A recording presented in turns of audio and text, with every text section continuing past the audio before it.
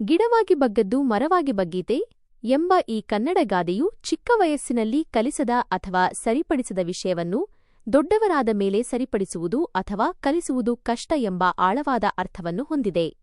ಗಾದೆಯ ವಿವರಣೆ. ಈ ಗಾದೆಯನ್ನು ಒಂದು ಉದಾಹರಣೆಯೊಂದಿಗೆ ಅರ್ಥಮಾಡಿಕೊಳ್ಳಬಹುದು.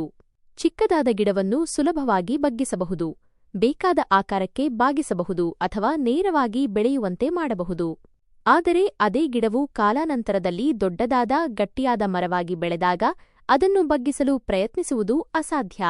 ಬಗ್ಗಿಸಲು ಹೋದರೆ ಅದು ಮುರಿದು ಹೋಗಬಹುದು. ಅದೇ ರೀತಿ ಮಕ್ಕಳನ್ನು ಸಣ್ಣ ವಯಸ್ಸಿನಲ್ಲಿ ಅವರು ಗಿಡದಂತಿರುವಾಗ ಸರಿಯಾದ ದಾರಿಯಲ್ಲಿ ಬೆಳೆಸಬೇಕು. ಅವರಿಗೆ ಉತ್ತಮ ನಡತೆ, ಶಿಸ್ತು ಮತ್ತು ಮೌಲ್ಯಗಳನ್ನು ಕಲಿಸಬೇಕು. ಸಣ್ಣ ವಯಸ್ಸಿನಲ್ಲಿಯೇ ಒಳ್ಳೆಯ ಅಭ್ಯಾಸಗಳನ್ನು ರೂಢಿಸಿದರೆ ಅದು ಅವರ ವ್ಯಕ್ತಿತ್ವದ ಭಾಗವಾಗಿ ಬೆಳೆಯುತ್ತದೆ. ಆದರೆ ಮಕ್ಕಳು ದೊಡ್ಡವರಾದ ಮೇಲೆ, ಮರವಾಗಿ ಬೆಳೆದ ಮೇಲೆ ಅವರಿಗೆ ಈ ವಿಷಯಗಳನ್ನು ಕಲಿಸಲು ಹೋದರೆ ಅದು ಬಹಳ ಕಷ್ಟಕರವಾಗುತ್ತದೆ ಮತ್ತು ಅವರು ಅದನ್ನು ಸ್ವೀಕರಿಸದೇ ಇರಬಹುದು. ಉದಾಹರಣೆಗಳು: 1. ಮಕ್ಕಳ ಪಾಲನೆಯಲ್ಲಿ ಚಿಕ್ಕ ವಯಸ್ಸಿನಲ್ಲಿ ಮಕ್ಕಳಿಗೆ ಗೌರವದಿಂದ ನಡೆದುಕೊಳ್ಳುವುದನ್ನು, ಹಿರಿಯರಿಗೆ ಮಾತು ಕೊಡುವುದನ್ನು ಕಲಿಸದಿದ್ದರೆ ಅವರು ದೊಡ್ಡವರಾದ ಮೇಲೆ ಇತರರಿಗೆ ಗೌರವ ಕೊಡುವುದು ಕಷ್ಟವಾಗಬಹುದು. 2. ಕೆಟ್ಟ ಅಭ್ಯಾಸಗಳು. ಬಾಲ್ಯದಲ್ಲಿಯೇ ಸುಳ್ಳು ಹೇಳುವ ಅಥವಾ ಕಳ್ಳತನ ಮಾಡುವಂತಹ ಕೆಟ್ಟ ಅಭ್ಯಾಸಗಳನ್ನು ಸರಿಪಡಿಸದಿದ್ದರೆ ದೊಡ್ಡವರಾದ ಮೇಲೆ ಅದು ಗಂಭೀರ ಸಮಸ್ಯೆಗಳಿಗೆ ಕಾರಣವಾಗಬಹುದು. 3.